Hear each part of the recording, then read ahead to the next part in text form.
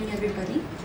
Respected commencement speaker, Reverend Dr. Wati Iyer, our respected chairperson, Dr. Hawaiba Loimba, our esteemed director, Sri Gulo Lauren, our respected principal, Dr. Evasa L. King, our HR manager, Srimati Vini Saleh, our vice principals, Dr.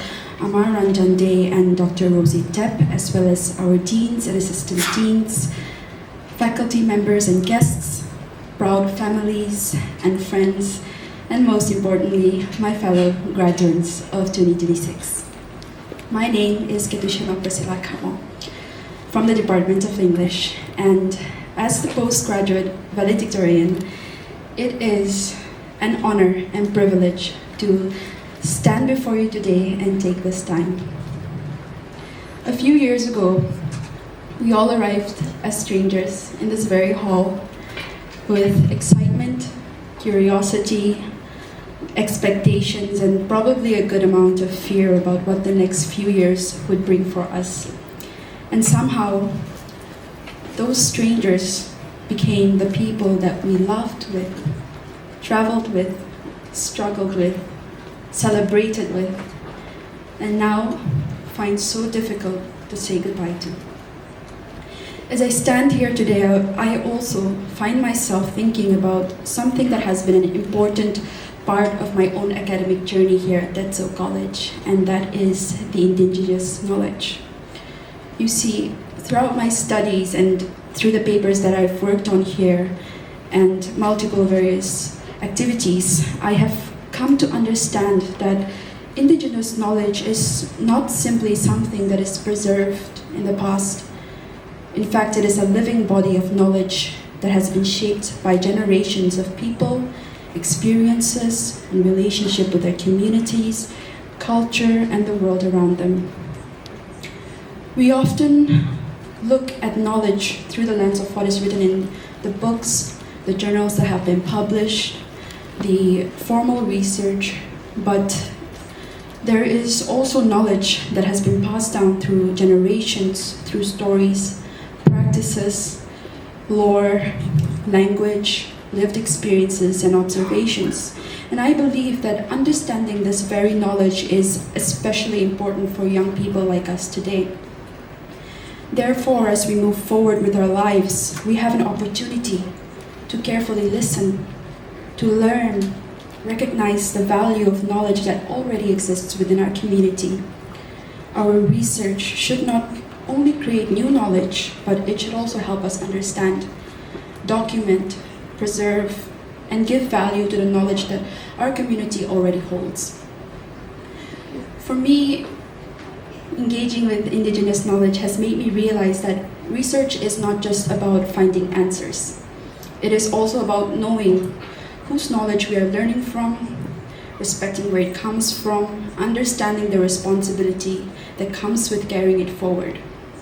And perhaps that brings me to our college motto, Strive for Excellence. When I first began this journey, I understood excellence as mostly achievement. Today, I think it means something more than just that. Excellence is not simply about being the best or collecting accomplishments and certificates, but it is about, to its core, being willing to learn, being curious enough to ask questions, having the humility to listen, and using what we learn to contribute meaningfully to the people around us. As my favorite author, Ernest Hemingway, once wrote, "We are all apprentices in a craft where no one ever becomes a master."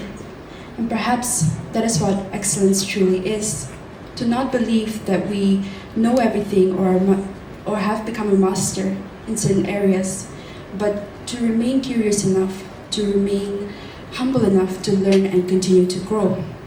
My own journey has taught me that none of us reaches a moment like this alone. The gold medal is an honor that I am deeply grateful for.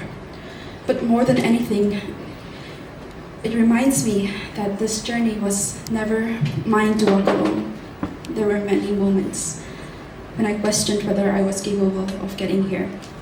But I was so fortunate enough to have people who carried that confidence for me when I couldn't.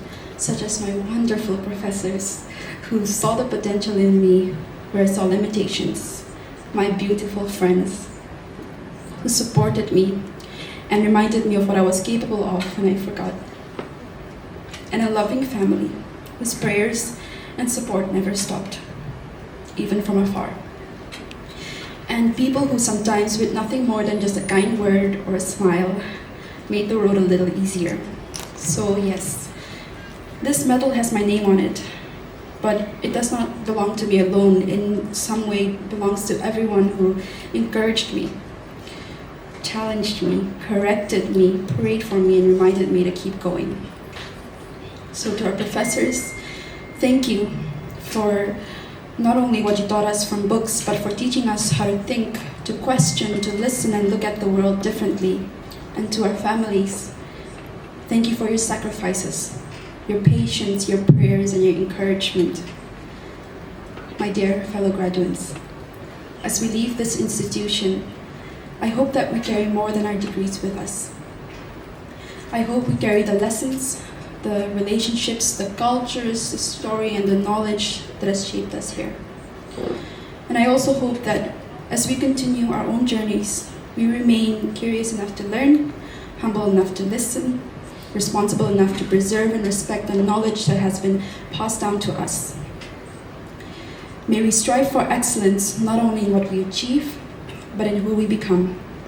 May we measure success not only by the heights we reach, but by the people and the communities we take with us. A few semesters ago, on Freshers' Day, I stood on this stage and was welcomed in a room full of strangers. Today I stand before a room full of people whose stories have become intertwined with mine. And somehow, this feels like my greatest achievement of all. So perhaps this is not really a goodbye. It is simply another beginning. Wherever life takes us next, I hope we carry a little bit of this place, a little bit of our culture, and a little bit of each other with us. Congratulations, class of 2026. It has been one of the greatest privileges of my life to walk this chapter with you. We did it. May God bless you all. Thank you.